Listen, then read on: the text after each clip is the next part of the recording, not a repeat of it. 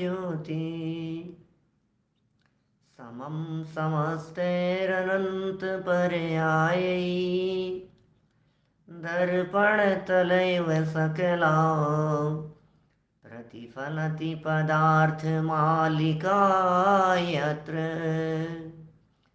परमागमस्य बीजं निषिद्धजात्यन्धसिन्धुर्विधानम् सकलनयविलसितानां विरोधमथनं नमाम्यनेकान्तम् विरोधमथनं नमाम्यनेकान्तम्।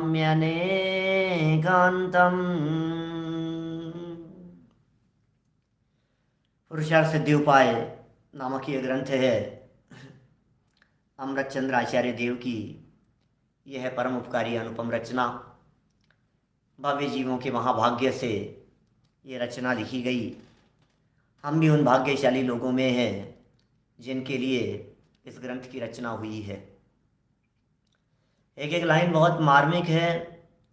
यद्यपि प्रकरण अपना यहाँ मुनिराजों के संदर्भ में चल रहा है, लेकिन मुनिराजों की ये चर्चा करते हुए भी तुरंत पलट करके ये बात कह दी कि भैया श्रावकों को भी अपनी भूमिका के अनुसार पालन करना चाहिए। मुनिराजों का जीवन कैसा होता है ये मुनिराजों के लिए नहीं बताया जा रहा है। मुनिराज तो स्वयं लिखते हैं। मुनिराजों का जीवन कैसा होता है ये लिख करके देखने की ज़रूरत नहीं है। मुनिराजों का जीवन कैसा होता है यह लख कर, क्या ध्यान देना क्या कह रहा हूं मैं, कैसा मुनिराजों का जीवन होता है यह लख कर लिखा गया है। माने लिखने से पहले लखा है। लखना माने देखना, देख करके लिखा गया है। अद्भुत अद्भुत जीवन होता है मुनिराजों का। जीवन शैली, उनकी लाइफ स्टाइल, उनका चिंतन सब कुछ अलग होता है। इसलिए हमारे महामुनिराज अलौकिक हुआ करते हैं। अलौकिक पुरुष हैं वे। लोक में रहते हुए, इस धरातल पर रहते हुए भी वे इस धरती से, इस दुनिया से, इस लोक से परे हो गए हैं, पार हो गए हैं। सिद्धों की श्रेणी में है उनका नाम। सिद्धों की श्रेणी में, सिद्ध के बगल में चलते फिरते सिद्ध कह दिया गया उनको। चलते फिरते सिद्धों से, गुरु दादा की लाइनें हैं, चलते फिरते सिद्धों से गुरु चरणों में शीश झुकाते हैं। हम चलें आपके कदमों पर। किसके कदमों पर चलें? मुनिराजों के कदमों पर चलने की भावना है। हम चलें आपके कदमों पर, नित्य यही भावना भाते हैं। मुनिराजों के 6 आवश्यकों का प्रकरण चल रहा था और पिछले 2-3 दिन में शायद हम इसकी चर्चा अपेक्षित विस्तार से कर चुके हैं। समता, वंदना, स्तवन, प्रतिक्रमण, प्रत्याख्यान, व्युत्सर्ग क्या होते हैं ये सब, इनके स्वरूप को बतलाया। अब इसी बात को अपने जो पंडित दौलत राम जी साहब हैं कासलीवाल जी, ये भावार्थ में कुछ विशेष बातें कहते हुए इन 6 आवश्यकों की चर्चा करते हैं। देखें जरा, लाइनें पढ़ते हैं। एक एक शब्द बहुत मार्मिक है इस पूरे भावार्थ का। माने भावार्थ के इन शब्दों में मर्म छिपा हुआ है। हम उस मर्म तक चलने की कोशिश करेंगे। हिंदी पुस्तकों में पेज नंबर 228, 228 नंबर पेज है। गुजराती में 162, 163 पेज नंबर है। और पुरानी पुस्तकों का पेज नंबर भी आपकी स्क्रीन पर अभी दिखाई देगा। भावार्थ 6 आवश्यक मुनि के आवश्यक कर्तव्य हैं।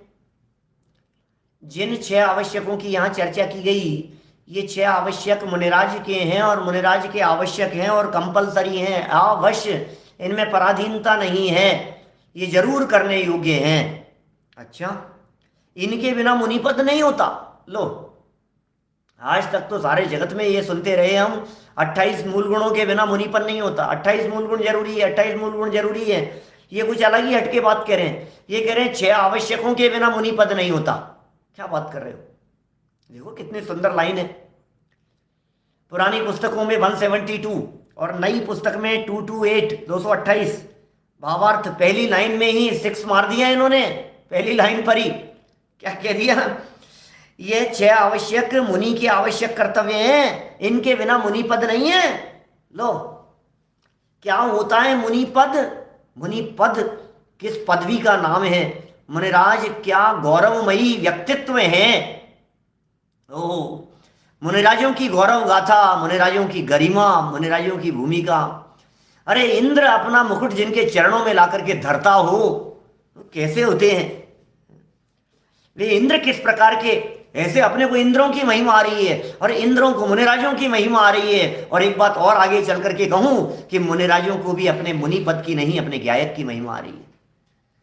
अभी जो हमने यहाँ 2 पॉइंट पहले पढ़े थे, स्तवन और वंदना, इन्हें देख करके ऐसा लगता था कि शायद मुनिराजों को अपने चित्त में तीर्थंकरों की महिमा आ रही है, केवलियों की महिमा आ रही है।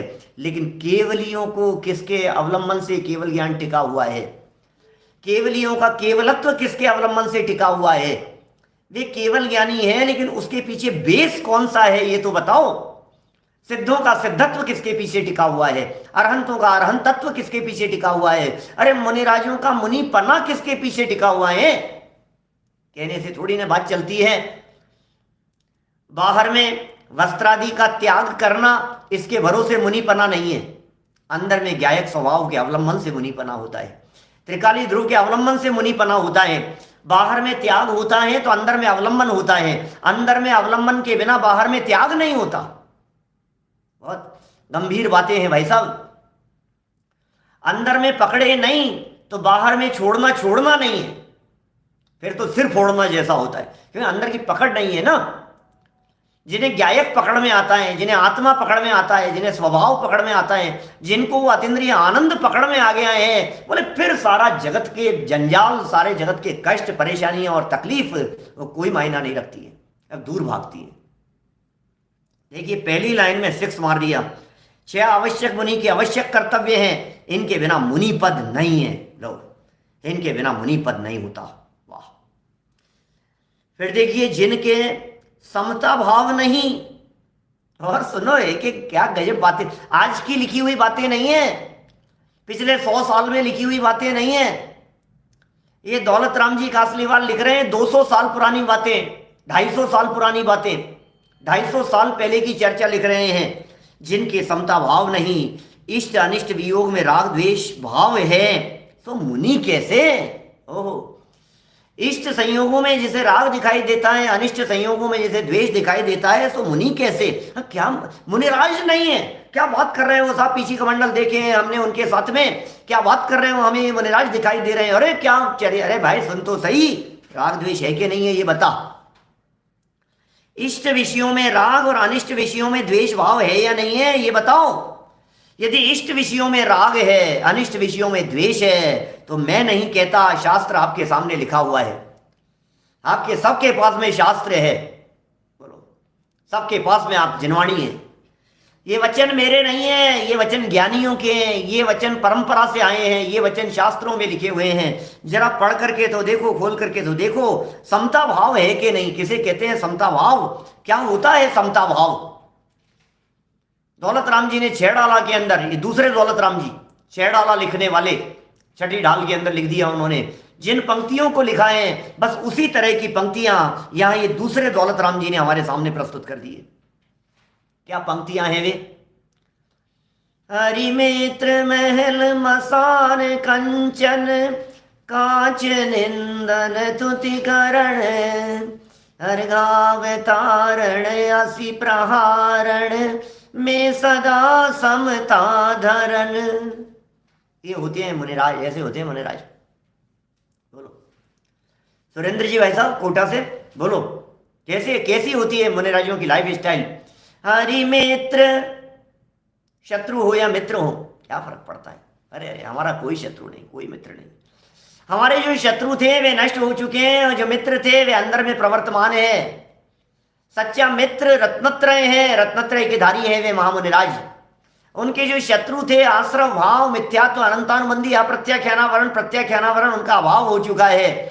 शत्रुओं का अभाव हो चुका है, मित्रत्व साधी अनंत काल के लिए प्रकट हो चुका है। गायक से मित्रता कर ली है उन्होंने, अपने आप से मित्रता कर ली है। उन्हें जगत में किसी और मित्र की जरूरत नहीं है। बोलो हरि मित्र, 2 शत्रु और मित्र समभाव को समझा रहे हैं। क्या है समता भाव? हरि मित्र 2 हो गए। महल मसान, अरे महलों में चले जाएं चाहे शमशान में रहें, क्या बात कर रहे हो आप? दोनों एक तरीके दिखाई दे रहे हैं, महल भी और शमशान भी, कोई कोई फर्क नहीं है। शमशान में और महलों में कोई फर्क नहीं है उनके लिए कि हाँ हाँ साधना के लिए शमशान में बैठे हुए हों तो फर्क नहीं पड़ता, और आहार चर्या के लिए कदाचित राजमहल में भी चले जाएं, राजाओं के यहां भी चले जाएं तो भी उससे कोई आकर्षित नहीं होते। आरिमित्र महल मसान कंचन कांच, कंचन गोल्ड और कांच के टुकड़े। हरिमित्र महल मसान कंचन कांच, निंदन स्तुतिकरण, निंदा करने वाले हो या स्तुति करने वाले हो, लोग जय जयकार करने वाले हो या बुराई करने वाले हो, गालियां देने वाले हो, अपशब्द कहने वाले हो। मुनिराजों की समता किस प्रकार की हुआ करती है, क्या कह रहे हैं? हरिमित्र महल मसान कंचन कांच, निंदन स्तुतिकरण, अर्घावतारण असी प्रहारण, में सदा समता धरण। बोलो, कांच यानी हीरे मोती नहीं, कांच के टुकड़े लगा लो आप, क्योंकि परस्पर विरोधी चीजें ले रहे हैं ना। कंचन और कांच, एक तरफ गोल्ड है, रत्न है, सब कुछ, और दूसरी तरफ कांच के टुकड़े हैं। एक तरफ शमशान है और दूसरी तरफ महल है। एक तरफ प्रशंसा करने वाले हैं, एक तरफ निंदा करने वाले हैं। एक तरफ आरती उतारने वाले हैं और दूसरी तरफ तलवार से प्रहार करने वाले हैं। मैं सदा समता धरण, कहां कहां से शब्द चुन चुन करके लाए हैं दौलत राम जी। और देखिए यहां हमारे ये दौलत राम जी कासलीवाल साहब क्या कहते हैं, ये क्या कह रहे हैं? मुनि के तो स्वर्ण और पाषाण समान है। ओह, सर्व जीवों के प्रति समता भाव है, ये है समता भाव। सर्व जगत के जीवों के प्रति समता भाव, समता भाव होता है।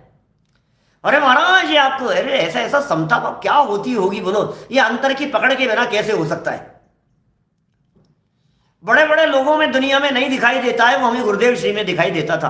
अरे क्या एक तरफ तो जुलूस निकल रहे हैं, लोग जय जयकार कर रहे हैं और कितना देखो आप दुनिया भर में, और दूसरी तरफ कैसे दिख रहे हैं लोग, विरोध करने वाले लोग दिखाई दे रहे हैं। भूलेला भगवान छे, बद्दा जीव भगवान छे, हर जीव भगवान भैया। देखो जरा अंतर में, देखा जब अपने अंतर में कुछ और नहीं भगवान हूं मैं, देखा जब अपने अंतर में। बोलो, अपने अंतर में देखते हैं भैया, जो अंदर में देखते हैं उन्हें बाहर में भी जीव उसी प्रकार के दिखाई देते हैं। बोलो, दिखेगा ऐसा? देखेंगे तो जरूर दिखेगा हीराचंद जी साहब, जरूर दिखेंगे। मुनिराज तो ऐसे ही होते हैं। 3 कम 9 करोड़ भावलिंगी संत, छठे से लेकर के ऊपर गुणस्थानों तक, अनंत भगवान तक संख्याएं कही गई है। वर्तमान में भी सद्भाव कहे गए हैं। बोलो, हम नहीं बनेंगे तो कौन बनेंगे ऐसे मुनिराज? समता भाव, सो मुनि कैसे? ओ कितना कितना बड़ा प्रश्न चिन्ह खड़ा कर दिया यहां। ये जयपुर के दौलत राम जी कासलीवाल कैसे कैसे शब्द लिख देते हैं। क्या बात कर रहे हो आप, मुनिराजों के ऊपर प्रश्न चिन्ह खड़ा कर रहे हो आप होते कौन हो ये बात कहने? अरे भाई हम कौन होते हैं, ये तो समता भाव की बात है। यदि राग द्वेष है तो फिर हम में और उनमें क्या अंतर है? इष्ट वस्तुओं में राग और अनिष्ट वस्तुओं में द्वेष, ये तो टोडरमल जी कहते हैं। मोक्ष मार्ग प्रकाशक में चर्चा चल रही थी विगत दिनों। जगत के सर्व संसारी प्राणियों में दिखाई देता है, सर्वलौकिक जीवों में दिखाई देता है। मुनिराज लौकिक नहीं है, मुनिराज अलौकिक है। मुनिराजों की साधना कुछ अपूर्व हो गई है, मुनिराजों की दिशा बदल गई है। अब दशा भी बदल गई है और दिशा भी बदल गई है। अकेले दशा बदल लेने का काम नहीं था मुनि दशा, दिशा बदलने के बाद दशा बदलनी थी। बाहर से दृष्टि हट गई और अंदर में चले गई। बाहर की तकलीफें तकलीफें नहीं दिखाई देती है, बाहर की पीड़ा पीड़ा नहीं दिखाई देती है, बाहर की वेदना वेदना नहीं है, बाहर में कुछ नहीं है। कुछ भी होता हो बाहर में क्या फर्क पड़ता है? एक ऐसा समता भाव है। बोलो, जगत के जीवों के प्रति यदि द्वेष बुद्धि हो, षट आवश्यक यदि जीवन में नहीं हो, तो कैसा मुनि पद जिनके समता भाव नहीं, राग द्वेष, जहां राग द्वेष की गंध नहीं, वे हैं मुनि। ऐसे होते हैं मुनिराज। मुनि के तो स्वर्ण और पाषाण समान है। सर्व जीवों के प्रति समता भाव है। क्या कह रहे हैं मुनिराज के तो, क्या कह रहे हैं मुनिराज के तो स्वर्ण और पाषाण, पत्थर और गोल्ड दोनों एक समान है। सर्व जीवों के प्रति समता भाव है, अपने समान सबको जानते हैं और व्यवहार नए से पंच परमेष्टि का पूजन, स्तवन, वंदना करते हैं। भावार्थ लिख रहे हैं उसी छंद का, उसी श्लोक का, जो श्लोक हम विगत दिनों में पढ़ते आ रहे हैं। श्लोक नंबर 201, पुरुषार्थ सिद्धि उपाय के 201 नंबर श्लोक में ये जो बातें कही जा रही है उसका भावार्थ यहां चल रहा है सामने। क्या कह रहे हैं इस भावार्थ में, बोलो। अपने समान सबको जानते हैं, सर्व जगत के जीव उन्हें अपने समान ही दिखाई देते हैं। अरे भाई, जो आत्मा मानेगा अपने आप को, उसे जगत के जीव आत्मा दिखाई देंगे। जो अपने आप को द्रव्य दृष्टि से देखेगा, जिसने अपने आप को द्रव्य दृष्टि से देखा है, वो जगत के जीवों को पर्याय दृष्टि से कैसे देखे। ये मुखौटे हैं भाई साहब, ये मनुष्य दशा, ये चेहराएं, ये त्रियंच दशा, ये मुखौटाएं, ये स्त्री पान, ये पुरुष पान, ये सब चेहरे हैं, ये ऊपर ऊपर के हैं, ये अंदर से देखो। अभिनंदन जी भाई साहब ने सुबह एक बात बतलाई गुरुदेव श्री का हवाला देते हुए। उन्होंने कहा 6 द्रव्यों में स्त्री नाम का कोई द्रव्य नहीं है, 6 द्रव्यों में पुरुष नाम का कोई द्रव्य नहीं है, 6 द्रव्यों में जीव द्रव्य में हूं, जीव तत्व में हूं। बोलो कौन हूं मैं? न मैं स्त्री हूं न मैं पुरुष हूं। कभी स्त्री बना, कभी पुरुष बना, कभी बालक, कभी युवा, वृद्ध, कभी सेठ, कभी पुजारी, कभी भक्त। बोलो कभी राजा बन गया, महाराजा बन गया, न मालूम क्या क्या बना। कभी हाथी, घोड़ा, कुत्ता, बिल्ली, चींटी, मक्खी, मच्छर, कीड़े मकोड़े, न मालूम क्या क्या बनता रहा। चेहरे बदलता रहा, लेकिन चेहरे बदलने वाला, अंदर में जो बदलने वाला तत्व है वो कभी नहीं बदला। इन बदलते हुए मुखौटों के पीछे छिपा हुआ एक तत्व, बदलते हुए इस मुखौटे के पीछे रहने वाला जो असली चेहरा है, उसे देखो भाई। मैं वो हूं, मैं वो तत्व हूं जो कभी नहीं बदलता। मुनिराज अपने आप को तत्व मानते हैं, ज्ञान तत्व मानते हैं। मुनिराज अपने आप को जीव तत्व मानते हैं। मुनिराज अपने आप को चैतन्य मानते हैं। वे अपने आप को चैतन्य मानते हैं, उन्हें जगत के जीव चेतना सहित दिखाई देते हैं। अरे भगवान बनने की ताकत है प्रत्येक जीव में। जीव मात्र भगवान बन सकता है, हर जीव में भगवान बनने की ताकत है। दुनिया के सर्व धर्म दर्शनों में एक विलक्षण दर्शन यदि कोई है, विलक्षण तत्व यदि कोई है, कहीं है, जैन दर्शन, जैन शासन है भाई साहब, ये जैन शासन है। गौरव की अनुभूति होती है, भक्त नहीं भगवान बनने का मार्ग दिखाने वाला दर्शन मिल गया है हमारे को, हमारे महाभाग्य से। ये भगवान बनने का दर्शन मिल गया है। भगवान बनने की दिशा में जिनके कदम बढ़ चुके हैं वे मुनिराज हैं, कदम बढ़ चुके हैं। भगवान बनने की जिन्होंने ठान ली है वे सम्यक दृष्टि हैं, वे चतुर्थ गुण स्थानवर्ती हैं। जिन्होंने ठान ली है, जिन्होंने निर्णय कर लिया है, जिन्होंने नक्की कर लिया है, वे चौथे गुण स्थानवर्ती। श्रद्धा मजबूत हो गई है, कदम बढ़ाने के लिए जो प्रैक्टिस कर रहे हैं वे पंचम गुण स्थानवर्ती हैं। और जिनके कदम बढ़ गए हैं वे मुनिराज हैं। और जिनके कदम बढ़ गए, ओह अब तो कदम बढ़ गए हैं, अब क्या होगा? अब तो ये कदम मुक्ति महल में जाकर के विश्राम को प्राप्त करेंगे। कोई फर्क ही नहीं दिखाई देता है। चलते फिरते सिद्ध दिखाई देते हैं ज्ञानियों को। देखो क्या कह रहे हैं, सर्व जीवों के प्रति समता भाव। 3 लोक में जितने भी जीव हैं सबके प्रति समता भाव, सबके प्रति समता भाव। ओहो कैसा समता भाव है, ये कैसा समता भाव होगा? 2 जीव सामने से आए हैं, एक उपसर्ग करने वाला और एक उपसर्ग दूर करने वाला, और दोनों के प्रति एक समान आशीर्वाद दे रहे हैं। श्रेणिक और चेलना का प्रसंग किससे छिपा हुआ है? कैसी समता होती है मुनिराजों के जीवन में, ये कैसा समता भाव है? ये अद्भुत बातें हैं भाई साहब, जिन्हें देख करके उसका जीवन बदल गया। राजा श्रेणिक का यशोधर मुनिराज के गले में मरा हुआ सर्प डाल दिया था, 3 दिन तक भूल गया था, शिकारी कुत्ते छोड़ दिए थे उनके पीछे, और न मालूम क्या क्या विकल्प नहीं किए उसने मुनिराज के विरोध में।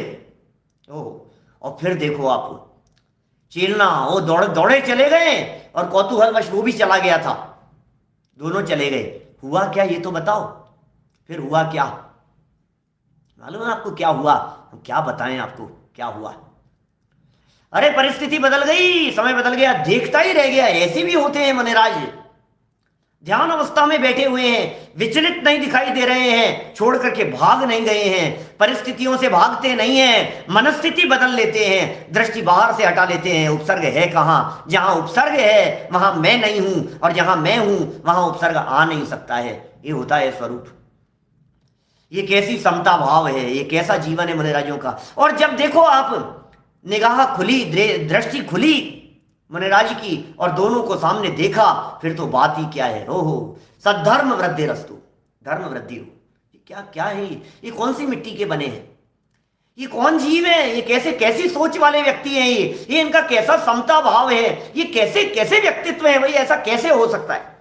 जिनका मैंने इतना विरोध किया, जिनके लिए मैंने न मालूम क्या क्या यातनाएं देने के प्रयत्न नहीं किए, उसके बावजूद ये मुझे धर्म वृद्धि का आशीर्वाद दे रहे हैं। रंच मात्र भी, चेहरे में द्वेष नहीं है, भविष्य में कभी गांठ बांध ली हो इस तरह की बात चेहरे से दिखाई नहीं दे रही है। सौम्य मुद्रा, शांत छवि दिखाई दे रही है। ये वीतरागता, ये समता भाव सर्व जीवों के प्रति होता है। दो व्यक्ति सामने दिखाई दे रहे हैं और एक समान आशीर्वाद कैसे हो सकता है?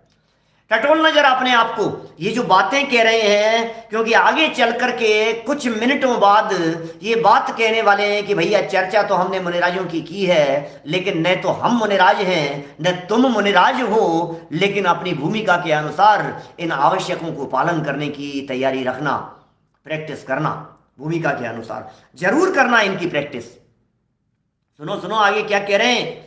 सबको समान जानते हैं, एक बात तो ये हो गई, ये तो हो गई निश्चय से समान जानने वाली बात। और दूसरी बात कहते हैं व्यवहार नय से पंच परमेष्टि का पूजन, स्तवन, वंदना करते हैं। वाह, निश्चय और व्यवहार का सुमेल मुनिराजों के जीवन में दिखाई देता है।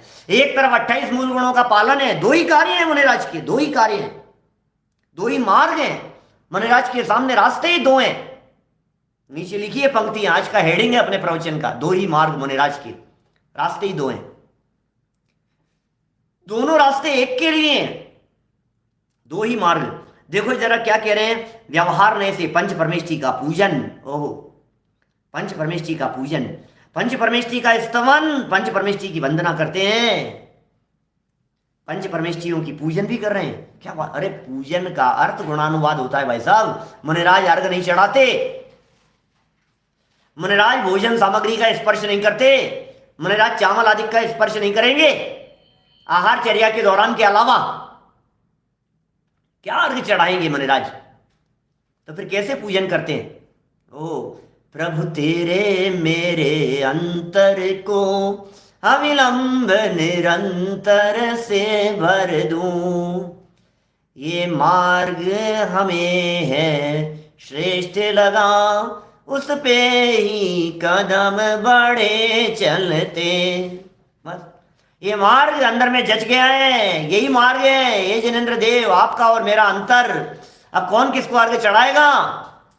ये पूजन हो रही है भगवान की, ये गुणानुवाद हो रहा है भगवान का, ये भक्ति हो रही है भगवान की, ये भक्ति बतला रहे हैं यहाँ पर व्यवहार से।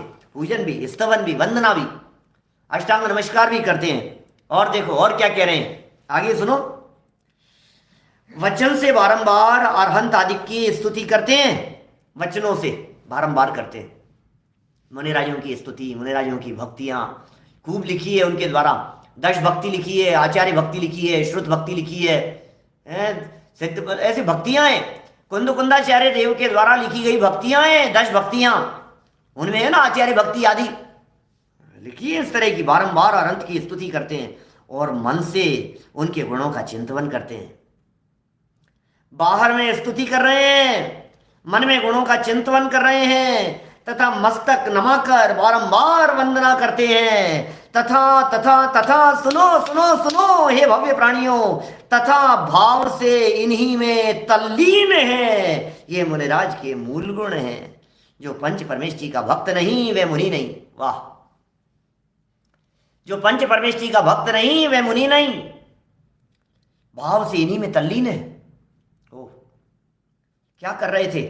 मस्तक झुका रहे थे, वंदना कर रहे थे, साम्य भाव रूप प्रवर्तन चल रहा था, स्तुति चल रही थी, गुणानुवाद हो रहा था, गुणों का चिंतन कर रहे थे। और पंच परमेष्ठी के गुणों का चिंतन करते करते भाव से इसी में तल्लीन हो जाते हैं। इस तल्लीनता का मर्म यदि समझेंगे तो नीचे की लाइन में आपको मुनिराज के दो मार्ग दिखाई देंगे।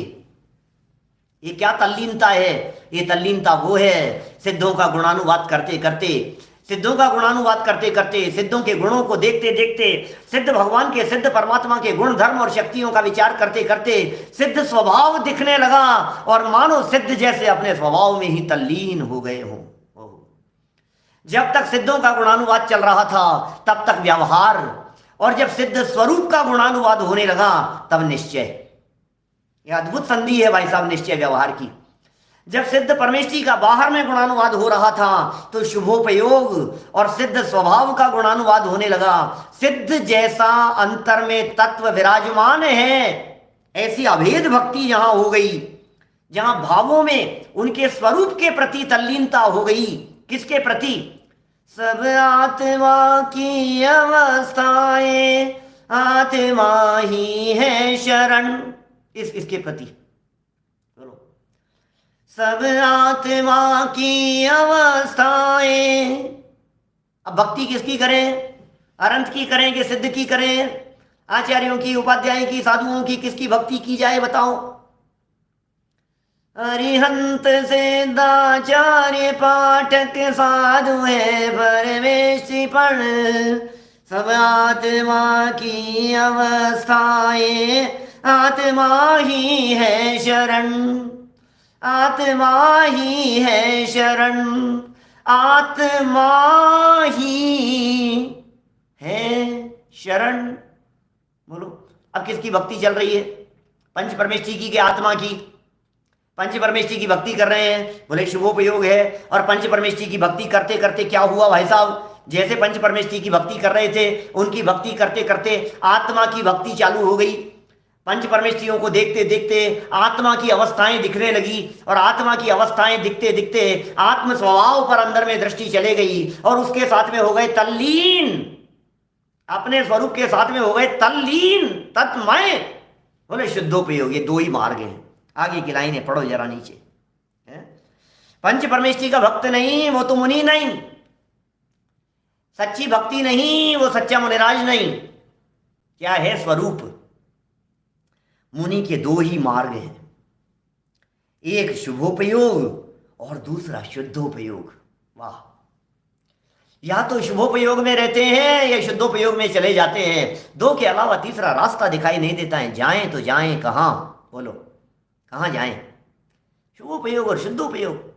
बाहर में आएंगे तो पंच परमेष्ठियों के पास में चले जाएंगे, और अंदर में जाएंगे तो आत्मा के पास में चले जाएंगे। कहते हैं, ऐसा टोडरमल जी साहब ने एक एग्जाम्पल दिया है, प्रसंग भले ही दूसरा हो लेकिन उदाहरण यहां सटीक घटित होता है। सती के दो ही घर हैं, या तो पिता का घर या पति का घर, बस। दो के अलावा तीसरा घर नहीं है। मुख्य रीति से तो अपने ही घर में रहे, पति के घर में रहे, और प्रयोजन वश यदि बाहर निकलना हो तो पिता के यहां चली जाए। बस पंच परमेष्ठियों का घर ये पिता का घर है, और अंदर आत्म स्वभाव ये पति का घर है। हमारी परिणति ये पर्याय है, ये स्त्री है। ये जो पर्याय है ना, ये स्त्री है, और आत्मा है ये पुरुष है। आत्मा पुल्लिंग है, पर्याय स्त्रीलिंग है। ये स्त्रीलिंग वाली पर्याय ये पुल्लिंग स्वरूप अपने आत्म तत्व के प्रति जब समर्पण करती है, जब उससे तन्मय होती है, तो ये अपने घर में आ गई है, निज घर में आ गई है। और निकल करके जब ये परिणति बाहर जाती है तो जाएं कहां? पिता को छोड़ करके बतलाइए। पंच परमेष्ठी पिता हैं, अरिहंत पिताजी तेरे, जनवाणी माता तेरी। क्या अरिहंत पिताजी हैं? सिद्ध प्रभु सिद्धों की संतान है, अनंतों की संतान है। बचपन में गाया करते थे, बच्चे बच्चे बोलते हैं, पाठशालाओं में पढ़ाया जाता है, वीर प्रभु की हम संतान। हम कौन है भैया? वीर प्रभु की संतान है, अरहंत हमारे पिताजी हैं। कहाँ जाएंगे? अरहंतों की शरण में जाएंगे। चलो अरहंतों के पास चलें, चलो सिद्धों के पास चलें, चलो सिद्धों की छाव चलें। क्या कैसे चलते हैं? कहाँ? इसके तीसरी कोई जगह ही नहीं है, कहाँ जाएं? जगत का घर घर नहीं दिखाई देता है, विषय वासनाओं की वृत्ति टूट गई है, जगत जंजाल दिखाई देता है, घर गृहस्थी छोड़ करके आ गए हैं, घर गृहस्थी संबंधी विकल्प नहीं है, व्यापार रोजगार बिजनेस नहीं है, कुछ नहीं है, जाएं तो जाएं कहां? जंगल में, शमशान भूमि में जाकर के? अरे कहां जाएं भैया, या तो अंदर के बाहर। किसके जाने की चर्चा चल रही है? देह के गमन की चर्चा नहीं चल रही है, परिणामों के गमन की चर्चा चल रही है। आप कहां चले गए भाई साहब बीच में? आप कहां चले गए? चले गए मतलब ओ भैया कहां हो? इधर इधर इधर देखो, कहां हो? क्या मतलब? क्या मतलब पंडित जी? यहीं तो बैठा हूं, हॉल में ही तो बैठा हुआ हूं, क्या बात कर रहे हो आप? सुनो भैया, ऐसे वाक्य आप लोग भी बोलते हो अनेक बार। कहां चले गए भाई? सामने बैठे हुए व्यक्ति से पूछ रहे हो भाई कहां चले गए? क्या मतलब हुआ इसका? इसका क्या मतलब है? कहां चले गए का मतलब? तुम्हारा उपयोग कहां चला गया? तुम्हारा ध्यान कहां चला गया? विकल्प किधर दौड़ गए? इसका नाम है कहां चले गए। तो मुनिराज कहां जाते हैं? उनका जो उपयोग है, जब स्वभाव सन्मुख होता है तो अंदर में चला गया, और उपयोग जब बाहर निकलता है तो पंच परमेष्ठियों के स्तवन में, उनकी भक्ति में। कितने शब्दों के, कैसे कैसे शब्दों के प्रयोग किए हैं यहां। 3 बातें कह दी ना, समता बतलाने के बाद पूजन स्तवन वंदना, बस इधर उपयोग चला गया पंच परमेष्ठियों की। ऐसा मुनिराज भी, मुनिराज तो अनंत सिद्ध की वंदना करते होंगे कि नहीं? पंच परमेष्ठी कह रहे हैं यहां पे, मुनिराज पंच परमेष्ठी की वंदना करते हैं। अरहंत और सिद्धों की तो करते ही हैं, संघ के आचार्यों के प्रति भी तो वंदन करेंगे, स्तवन होगा। संघ में जो उपाध्याय हैं उनके प्रति भी तो वंदन स्तवन होगा, बिल्कुल होगा। और तीसरा, हमसे जो पूर्व में मुनि हो गए हैं, हमारे से जो पूर्व के दीक्षित मुनिराज हैं, उन पूर्व के दीक्षित मुनिराजों के प्रति भी क्या होता है? आदर भाव होता है, सम्मान भाव होता है। उनका भी स्तवन करते हैं, उनको भी वंदन करते हैं मुनिराज, उन्हें भी वंदन करेंगे। तो इस तरह से ये कह रहे हैं 2 मार्ग बतला दिए, एक शुभोपयोग और दूसरा शुद्धोपयोग। अब जरा सुनो, शुभोपयोग और शुद्धोपयोग की थोड़ी सी व्याख्या कर रहे हैं यहां पर। 2 के अलावा रास्ते ही नहीं है, रास्ते ही नहीं है। अशुभोपयोग परिणति का तो अस्तित्व ही नहीं है, ऐसा कहते हैं टोडरमल जी मोक्ष मार्ग प्रकाशन में प्रारंभ में मुनिराजों का स्वरूप बतलाते हुए। अशुभोपयोग परिणति का तो अस्तित्व ही नहीं है। क्या अस्तित्व ही नहीं है भाई साहब? साहब क्या बात कर रहे हो? मुख्य रीति से कथन है, क्या कहो, उनमें क्या दम है? इधर चले गए साहब, आहार चर्या के लिए चले गए, विहार के लिए चले गए, निहार के लिए चले गए, कोई बात नहीं है। आहार विहार निहार सब कुछ होता है ना, तो अशुभ ही है ना। अरे क्या दम है, वो कोई करने के लिए थोड़ी ना करते हैं। शुभ में आते हैं तो शुद्ध की भावना रखते हैं, अंदर में समा जाने का। निज में ही समाने का नाम ध्यान है, अपने में समाने का नाम ध्यान है। मुझे गाना नहीं आता है, मैं तो बस, लेकिन भावना जरूर होती है गाने की बोलता रहता हूँ पंक्ति या कुछ भी, दोनों आप लगाते रहना, हम तो भावों में झूमते हैं भाई साहब। सीधी सी बात है। देखो क्या कह रहे हैं, शुद्धोपयोग में तो आगे की लाइनें पढ़ते हैं। 229 229 नंबर पेज देखिए आगे। शुद्धोपयोग में तो केवल निज स्वरूप ही का आराधन है। शुद्धोपयोग में किसकी आराधना है? सिर्फ निज स्वरूप, निज से उत्तम दिखे न कुछ भी, बस ये शुद्धोपयोग। निज के अलावा दूसरा दिखाई नहीं देवे, ज्ञायक के अलावा अन्य ज्ञेय दिखाई नहीं देवे, जहां परमात्मा भी न दिखाई देवे, वो शुद्ध उपयोग है। और शुभोपयोग में पंच परमेष्ठी की भक्ति है। हमारे बहुत सारे नए साथी जो लोग जुड़े हुए हैं, शुद्धोपयोग शुभोपयोग जैसे शब्दों का मर्म और भाव वासन होना बहुत जरूरी है बंधुओं। क्या होता है शुद्धोपयोग, क्या होता है शुभोपयोग? उपयोग उपयोग उपयोग है ना, उपयोग माने ज्ञान की पर्याय। ज्ञान दर्शन के व्यापार को उपयोग कहते हैं। ज्ञान दर्शन के व्यापार को, ज्ञान दर्शन में क्या चल रहा है उसका नाम है उपयोग। उपयोगो लक्षणम, उपयोग जीव का लक्षण है। अब ये कह रहे हैं ये जो ज्ञान दर्शन का व्यापार था, इस ज्ञान दर्शन का अवलंबन, जिग्नेश भाई क्या कह रहे हैं सुनो, ज्ञान दर्शन का अवलंबन जब पंच इंद्रिय के विषय भोग या अशुभ पदार्थ बनते हैं, तो उस उपयोग को अशुभ उपयोग कह दिया जाता है। उपयोग तो ज्ञान, उपयोग तो आत्मा, उपयोग तो अपना, और इस उपयोग के भेद कर दिए गए तीन। बातें समझने की हैं, जनवाणी का मर्म समझ में नहीं आएगा। बातें तीन कह रहे हैं, सुनो जरा ध्यान से। एक अशुभ उपयोग, एक शुभ उपयोग और एक शुद्ध उपयोग। उपयोग माने आत्मा के ज्ञान दर्शन गुण की पर्याय, वो है उपयोग। अब ज्ञान दर्शन गुण की पर्याय ने जब अशुभ को विषय बनाया तो उसका नाम पड़ गया अशुभ उपयोग। जब ज्ञान दर्शन की पर्याय ने शुभ को विषय बनाया, पंच परमेष्टियों को, तो उस पर्याय का नाम पड़ गया शुभ उपयोग। और जब ज्ञान दर्शन का व्यापार अंदर में आत्मा के साथ में जुड़ गया तो उसका नाम पड़ गया शुद्ध उपयोग। ज्ञान का विषय क्या बन रहा है? अवलंबन किसका ले रहे हो? किस तरफ बढ़ रहे हो? बतलाओ कि साहब पांचों इंद्रियों के विषय दिखाई दे रहे हैं। बोले अशुभ उपयोग, अशुभ में गया। जो उपयोग अशुभ की तरफ जावे वो अशुभ उपयोग। कि किधर गया तुम्हारा उपयोग? कि पंच परमेष्टि की तरफ गया, बोले शुभ उपयोग। पंच परमेष्टि की भक्ति में लगाए, आत्मा परमात्मा की भक्ति में लगाए, बोले शुभ उपयोग। क्या अच्छा? और बोले आत्मा में ही समा गया, बोले शुद्ध उपयोग। ख्याल में आ रही है बात? ऐसा है स्वरूप। स्वरूप समझना पड़ेगा थोड़ा सा। देखो यहां जो बात कह रहे हैं, ये कुछ उपयोग और कुछ परिणाम में कदाचित भेद भी कर दिया जाता है। चौथे गुणस्थान से शुभोपयोग आगे कहा जाता है, कोई बात नहीं। यहां भी है, अपने भी कथन की विवक्षा समझ लीजिए, किसी तरह का कोई विकल्प खड़ा नहीं होगा, शंका खड़ी नहीं होगी। देखिए क्या कह रहे हैं, शुद्धोपयोग में तो केवल निस्वरूप ही का आराधन है और शुभोपयोग में पंच परमेष्टि की भक्ति है। तप के द्वारा, तपस्या के द्वारा, क्या कह रहे हैं, तप के द्वारा पूर्व उपार्जित कर्म की निर्जरा करते हैं, सो प्रतिक्रमण है। देखो भाई, बातें तो 6 आवश्यकों की ही चल रही थी। ये जो टीका लिखी जा रही है, बात तो 6 आवश्यकों के संदर्भ में ही चल रही है। तप के द्वारा पूर्व उपार्जित कर्म की निर्जरा करते हैं, तपस्या करते हैं, पूर्व उपार्जित कर्मों की निर्जरा उनकी होती है, सो प्रतिक्रमण है। इसी का नाम तो प्रतिक्रमण है, और क्या है। सुनो, एक गजब की व्याख्या करता हूं प्रतिक्रमण के संदर्भ में। कुंदकुंदाचार्य देव गुरु हैं हमारे, क्या लिख रहे हैं आचार्य देव। नियमसार ग्रंथ को सामने प्रस्तुत करना चाहूंगा और प्रतिक्रमण की बात बतलाना चाहूंगा। क्या होता है प्रतिक्रमण? प्रतिक्रमण किस बात का किया जाता है?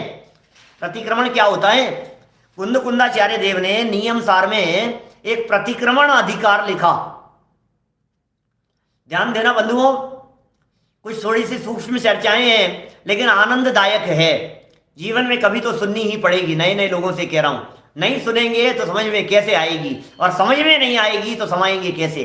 कुंदकुंदाचार्य देव की एक रचना है, एक ग्रंथ है, जिस ग्रंथ का नाम है नियमसार। और नियमसार के अंदर विविध अधिकारों में एक अधिकार का नाम है प्रतिक्रमण अधिकार। जिग्नेश भाई, प्रतिक्रमण अधिकार। और वो नियमसार ग्रंथ में कुंदकुंदाचार्य अंतिम श्लोक, अंतिम गाथा में कहते हैं णीय भावना निमित्तम। क्या बहुत एक कंसेप्ट बतलाना चाह रहा हूं आपको, गजब की बात बतलाना चाह रहा हूं। अवनीश भाई देखिए क्या कह रहे हैं कुंदकुंदाचार्य देव। वे कह रहे हैं नियमसार ग्रंथ की रचना मैंने क्यों की है?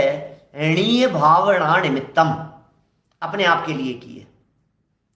नियमसार ग्रंथ ये खुद के वचन है, ग्रंथ की अंतिम लाइन में लिखा है, अंतिम पंक्तियों में लिखा है, इस ग्रंथ की रचना मैंने किसी और के लिए नहीं की है। ये नियमसार ग्रंथ की रचना मैं अपने आप के लिए करता हूं। ये नियमसार ग्रंथ मैंने अपने आप के लिए लिखा है। अच्छा, अब इस पूरे ग्रंथ में एक अधिकार लिखा, प्रतिक्रमण। तो बोले साहब प्रतिक्रमण क्या होता है? बोले प्रतिक्रमण तो दोषों की निवृत्ति के लिए होता है, अपराध की निवृत्ति के लिए होता है। कोई गलती हो जाती है तो उसके लिए प्रायश्चित लिया जाता है, प्रतिक्रमण किया जाता है। तो कुंदकुंदाचार्य देव, आपसे क्या गलती हो गई जिसका आप प्रतिक्रमण कर रहे हो? बात समझो तो सही एक बार, आपसे क्या गलती हुई? कुंदकुंदाचार्य से भी कोई भूल हो सकती है क्या? आप तो भावलिंगी संत हैं, आप तो छठे सातवें गुणस्थानवर्ती मुनिराज हैं। बोलो, सोचो जरा, गजब की बात। बोलो भाई मनीष भाई सिद्धांत है चैतन्य धाम परिवार से, क्या बोलो एक बार, गजब की चर्चा। कुंद कुंदाचार्य देव कह रहे हैं, प्रतिक्रमण की बात कर रहे हैं, वे प्रतिक्रमण दोषों से निवृत्ति के लिए कर रहे हैं। मेरा प्रश्न ये है, कुंद कुंदाचार्य देव अपने आप के लिए कह रहे हैं कि मुझसे दोष लग गया, मैं उसका प्रतिक्रमण करता हूं। हमने मुनिराज से पूछा कि मुनिराज आपसे गलती क्या हो गई जिसका आप प्रतिक्रमण कर रहे हो? कि भैया मैं तुम्हारी तरफ देख रहा हूं ना, मैं ग्रंथ लिख रहा हूं ना, मैं शास्त्र लिख रहा हूं ना, मैं ये मेरा जो उपयोग बाहर आ रहा है ना, ये उपयोग के बाहर आना, इसे कहते हैं अतिक्रमण। उपयोग अपनी मर्यादा को छोड़कर, उपयोग अपने ज्ञायक स्वभाव को छोड़कर बाहर निकला कैसे? ये दृष्टि बाहर गई क्यों? ये दृष्टि के बाहर जाने का नाम, अपनी सीमा का उल्लंघन करके बाहर जाने का नाम, इसका नाम है अतिक्रमण। ये हो गया अतिक्रमण। और प्रतिक्रमण क्या होगा? कि बोले वहां से उपयोग को वापस हटाकर अपने में आ जाने का नाम है प्रतिक्रमण। अतिक्रमण उपयोग का बाहर जाना, और प्रतिक्रमण उपयोग का वापस अंदर में चले आना। ये अतिक्रमण हुआ और ये प्रतिक्रमण हो गया। ऐसा प्रतिक्रमण, ये कुंद कुंदाचार्य देव का प्रतिक्रमण है। ऐसा प्रतिक्रमण करते हैं मुनिराज, ये गलती मानते हैं। ये शुभोपयोग की भट्टी में जल जल कर एक एक ग्रंथ के वाक्य गाथाएं शब्द लिखे हैं। क्या स्वरूप है भाई साहब, ये बड़ी सुंदर बातें, बड़ी सुंदर बातें हैं। वे क्या करते हैं? वे प्रतिक्रमण करते हैं, तप के द्वारा पूर्व उपार्जित कर्म की निर्जरा करते हैं, सो प्रतिक्रमण है, इसका नाम प्रतिक्रमण है। नवीन कर्मों का निरोध वो प्रत्याख्यान है, नवीन कर्मों को रोकते हैं, ये प्रत्याख्यान। पुराने कर्म झर रहे हैं, पुराने कर्मों को निकाला जा रहा है, ये प्रतिक्रमण है। पूर्व के पाप है ना, बंधे हुए कर्म बंधे हुए थे, जाते जा रहे हैं। बोले इसका नाम तो प्रतिक्रमण था, और नए कर्म नहीं बंधेंगे, इसका नाम प्रत्याख्यान है। संवर ही का नाम तो प्रत्याख्यान है। 181 अभी हवाला दिया था, 181, 182, 183 नंबर की गाथाएं समय सार की। संवर अधिकार जहां प्रारंभ हुआ है, उपयोग में उपयोग है भैया, उपयोग में उपयोग है, इसका नाम संवर है। संवर की व्याख्या कर रहे हैं कुंद कुंदाचार्य देव। उनकी दृष्टि से एक बार संवर देखो तो सही, सारी दुनिया सारा जगत ये कहता है संवर किसका नाम? सारी दुनिया ये कहती है आश्रव निरोध है, संवर है, कर्मों के रुकने का नाम संवर, कर्मों के रुकने का नाम संवर। लेकिन रोके कौन उन कर्मों को, ये तो बताओ। कर्म जड़ और मैं चेतन, कैसे रोकूं मैं कि कुछ नहीं करना है, अपने में समा जाओ, बस कर्मों का काम कर्मों में होने दो। हो गया, हो गया, संवर हो गया भाई साहब। रुक गए कर्म, अपने आप रुक गए। हम अपने घर में चले गए, जब हम अपने में समा गए, जब हमारा उपयोग अपने अंदर में चला गया, तो फिर क्या हुआ? अब नए कर्म नहीं आएंगे, अब नहीं आएंगे नए कर्म। हो गया संवर, ये संवर है, ये प्रत्याख्यान है। देह से अनुराग त्यजना, निर्ममत्व रहना, ये काय उत्सर्ग है। उत्सर्ग माने होता है त्याग, काय उत्सर्ग। क्या बोलो प्रदीप पाटनी जी साहब, क्या कह रहे हैं यहां? ये कह रहे हैं देह से अनुराग त्याजना। त्यागो, त्यागो, किसको त्यागना है? बोलो किसको छोड़ें? देह के नेह को त्याग कर, तन से तन्मयता को छोड़ो, शरीर से अपनत्व का त्याग करो, ये त्याग है। निर्ममत्व, ये काय उत्सर्ग है, काय का त्याग, काय के प्रति ममत्व का त्याग, देह के प्रति अपनेपन का त्याग, अपनत्व की बुद्धि का त्याग, ये कायोत्सर्ग है। अथवा कायोत्सर्ग धारण करना, ये कायोत्सर्ग है। धारण कर लिया, सीधे बैठ गए निश्चल अवस्था में, बोले ये कायोत्सर्ग है। कायोत्सर्ग को उत्सर्ग भी कहते हैं, कायोत्सर्ग को उत्सर्ग भी तो कहते हैं। हाँ जी बिल्कुल ठीक है, कोई बात नहीं। ये 6 आवश्यक साधु के आवश्यक कर्तव्य हैं। इस प्रकार 6 आवश्यकों का वर्णन किया। इस प्रकार 6 आवश्यकों का वर्णन पूरा हुआ। बातें नीचे बहुत मार्मिक है, पढ़ रहा हूं, कल मन बनेगा तो थोड़ी चर्चा आप लोगों के बीच में कर लूंगा। उपयोग में विकल्प आया तो कर लेंगे, नहीं आया तो आगे बढ़ जाएंगे। लेकिन महत्वपूर्ण बातें आप जरूर चिंतन करना, मैं पढ़ के छोड़ता हूं, आप चिंतन करना। मुनि तथा श्रावक दोनों को इनका पालन प्रतिदिन अवश्य ही करना चाहिए। What are you saying? क्या बात कर रहे हो आप? मुनिराज और श्रावक, मुनिराज और श्रावक दोनों को इनका पालन प्रतिदिन अवश्य ही करना चाहिए, इसीलिए इन्हें आवश्यक कहा है। क्या बात कर रहे हो? श्रावकों को भी? हाँ जी, समता, वंदना, स्तुति, प्रतिक्रमण, प्रत्याख्यान, कायोत्सर्ग, दोनों को शास्त्रकार लिख रहे हैं अवश्य करना चाहिए, इसीलिए इन्हें आवश्यक कहा गया है। अतः मुनियों को उसका पालन सर्वदेश करना चाहिए और श्रावकों को अपनी योग्यता अनुसार एक देश पालन करना चाहिए। मुनिराज पूरी तरह से पालन करें और श्रावक अपनी भूमिका अनुसार, योग्यता अनुसार उसका पालन करें, एक देश पालन करें। मुनिराज को परिग्रह का पूर्ण त्याग होने के निमित्त से आत्म स्थिरता विशेष रूप से होती है। मुनिराजों को विशेष आत्म स्थिरता होती है और श्रावक को गृहस्थ योग है, परिग्रह है, उसके निमित्त से आत्म स्थिरता अल्प होती है। लेकिन मुनिराज एवं श्रावक की श्रद्धा तो समान ही है। गजब गजब की लाइनें हैं, सच में मन तो बहुत है। इनके बारे में विशेष चर्चा करने का अवसर मिलेगा तो कल चर्चा करेंगे। अभी की बात को हम यहीं विराम देते हैं। हम सभी अपनी भूमिका अनुसार यथासंभव इन सब बातों का पालन करते हुए आगे बढ़ते रहें, इसी भावना से ओम नमः। निज निधि निज में बताई यह अनंत उपकार है, उसके लिए जनवाणी माँ को वंदना शत बार है, वंदना शत बार है। 9 बार मुकार मंत्र। नमो हरिहंताणं नमो सिद्धाणं नमो